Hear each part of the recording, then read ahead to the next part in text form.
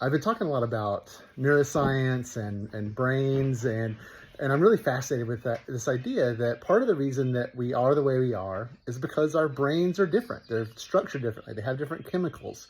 Some of it's genetic.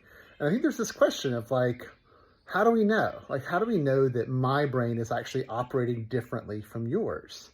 And I've learned about this, and I think it's kind of fascinating that in the 90s, some researchers in Japan uh, looked at MRI, like magnetic resonance imaging, that they used for looking at like injuries and things, and found that it could detect blood flows in the brain. And the idea is that when your brain is working, like when you're using a specific part of your brain, maybe for eyesight or for movement, that blood flows to that part of the brain.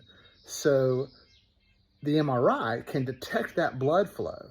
So it means that there's like this cause and effect relationship. So they put people in these MRI machines and had them look at pictures or give them riddles to solve or had them listen to sounds or touch them in a certain way. And they could see the brain light up in all these different sections. And it kind of revealed this whole world of the brain where they could finally see that brains given the exact same stimuli, different people's brains responded differently. I think that's fascinating because it shows that there are parts of us that relate to who we are, that are how our brain sort of is wired, how the neurons work. And that's a really authentic part of who we are. And sometimes that creates differences between us that show up in our social lives.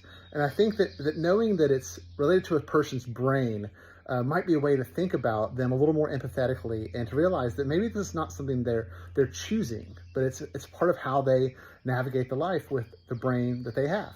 So I think that's kind of fascinating. No, I know.